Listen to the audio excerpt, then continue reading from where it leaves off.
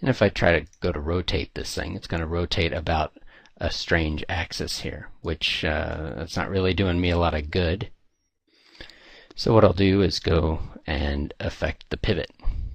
So I'll take the pivot and move the pivot down to the center. Now about now is where we can start to talk about snaps, because right now I want this thing to be right in the middle, but I'm not really, I'm never really quite sure if it is perfectly in the middle or not. Even that is needs a little bit of cleanup there. So I want this to be as clean as possible, so I want it to be perfectly in the middle. Well, 3D Studio provides a way to snap things together. Right here you have a snaps toggle, or S on your keyboard. S will toggle snaps, and when you have a snap engaged, you see you get a little cyan cursor there, and right now it's snapping to grid.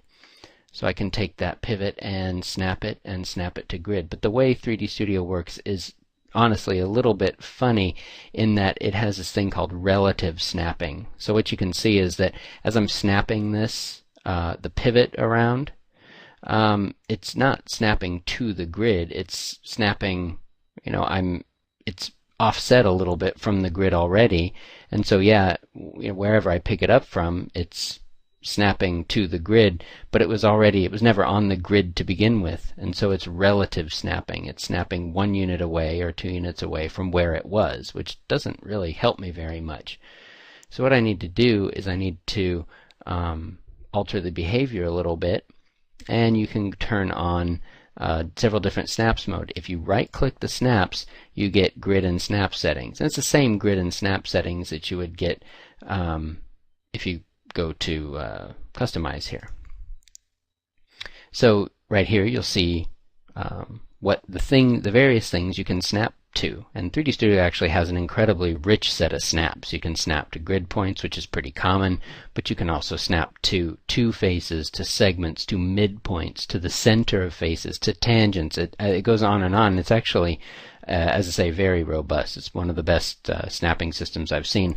Once you get past that whole kind of relative funkiness, because it's a little unintuitive, you sort of think, well, with grid points active, you feel like, well, I'm going to take this pivot or a point or whatever you happen to be working with, and I'm going to snap it and it's going to lock down to a grid. But that just isn't true with this relative snapping.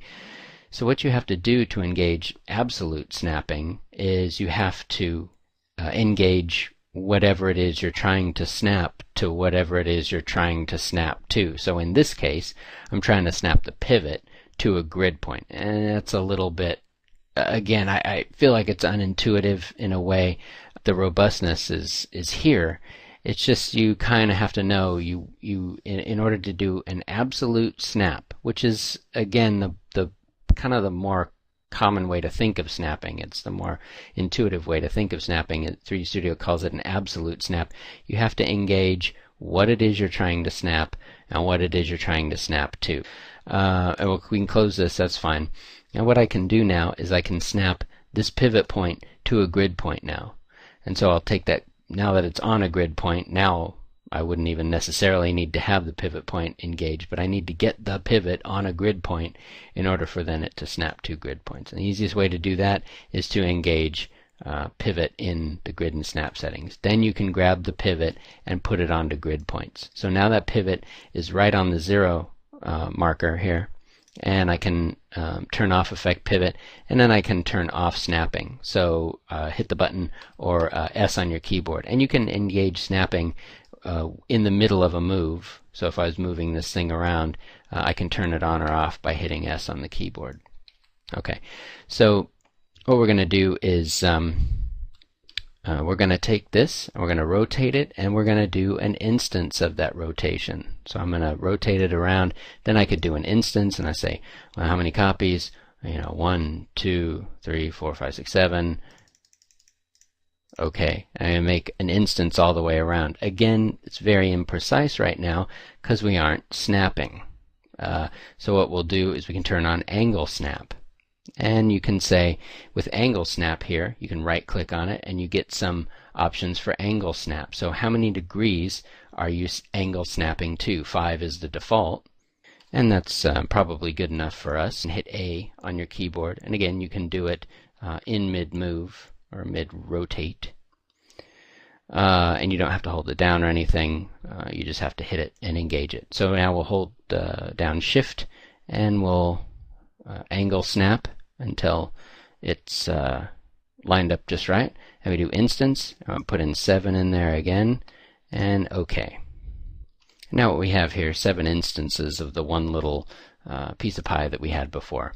And so what that allows me to do now is in my punch stole modifier, I'm going to select faces here. And maybe this is a fun time to go into paint select mode. Alright.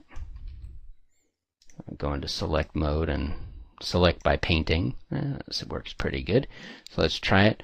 I need to get in here and something like that. Let's look and see if that looks about right. That's not too shabby. I might take off these bottom 2 here and hit delete. And so when you instance like that, you get a much better idea of what it's going to look like in place.